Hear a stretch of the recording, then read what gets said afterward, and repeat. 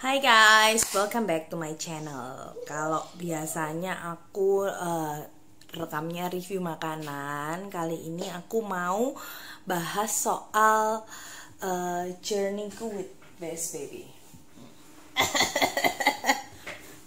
Nih, my journey with my speech delay baby.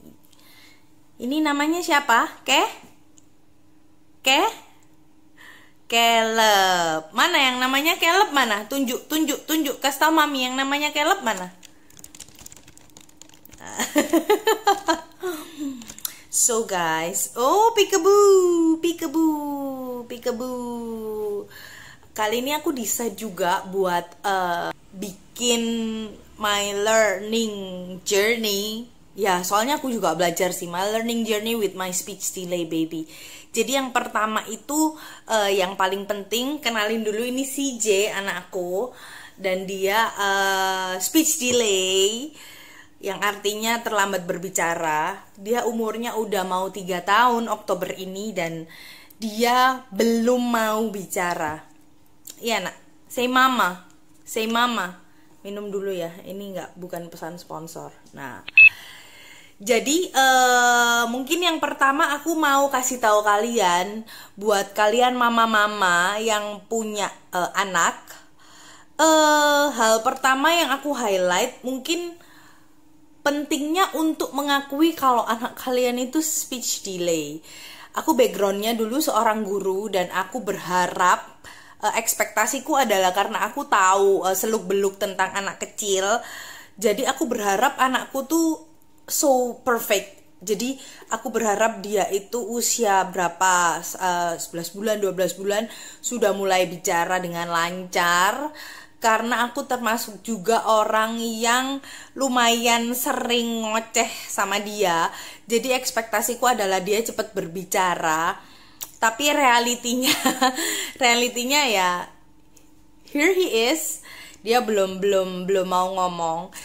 Jujur dulu sampai dia usia sekitar 2 tahun aku belum mau bilang dia ini speech delay, karena aku merasa keterlambatan bicara itu ada, kalau aku ya, ini menurut aku ya, disclaimer dulu, ini semua sharing tentang pengalaman aku. Jadi kalau menurut aku sendiri itu speech delay memang karena satu, ketidakmampuannya dia. Jadi maksudnya mungkin secara dari biasa kan ada penyebabnya karena tekstur makanan yang tidak melatih kayak rahangnya dia untuk bisa berbicara, atau ada juga yang karena pilihan. Jadi memang mungkin pilihan itu juga ada beberapa jenis ya. Ada yang karena mungkin waktu kecil itu, aduh jatuh nak. Ada yang waktu kecil itu dia kalau babbling dikit atau apa, atau dia mulai ribut kalau malam-malam itu sih, kalau dia kayaknya dia dulu kalau babbling malam-malam agak ribut, kalau udah jamnya aku tidur aku tuh sering agak ngamuk sama dia. Jadi mungkin ada satu ketakutan gitu, itu yang membuat anak ini kayak jadi takut bicara, itu bisa juga. Atau mungkin ada juga penyebabnya, anak itu kan anak beda-beda nih tipenya. Mungkin ada yang dia itu takut salah. Ada anak yang kalau dia salah bicara terus kita ketawa atau loh itu bukan, misalnya dia bilang makan itu maan, terus kita loh kok makan. Ada anak yang dia jadi kayak, wah kok aku dibenerin nih, aku salah nih. Jadi dia nggak mau. Jadi buat mami-mami yang mungkin anaknya sudah mulai di usia 1 tahun, belum mulai babbling mama, papa, itu kalian harus bisa ngerti juga. Coba ngertiin tipe anak kalian itu yang seperti apa. Soalnya setiap anak tuh beda-beda, tapi yang pasti itu satu, jangan pernah malu mengakui kekurangan anak kalian. Karena kekurangan itu bukan untuk ditutupi, tapi kalian harus proud of your baby. Itu yang penting. Karena aku belajar ketika aku nggak mau mengakui kalau anakku ini speech delay, dia itu semacam somehow juga semacam kayak tidak mau berusaha berbicara ataupun tidak mau berusaha mendengarkan apa yang orang bilang. Tapi ketika sekarang aku dengan agak sedikit legowo kalau orang misalnya ketemu di jalan gitu atau di mall, halo siapa namanya, dia nggak jawab, aku yang jawab.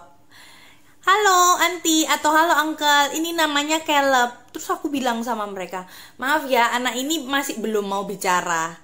Atau aku bilang anak ini belum bisa bicara, belum terlalu mau bicara. Dan dari situ aku lihat perubahannya dia jadi lebih mau eye contact pertama sama orang. Biasanya sebelumnya dia nggak mau.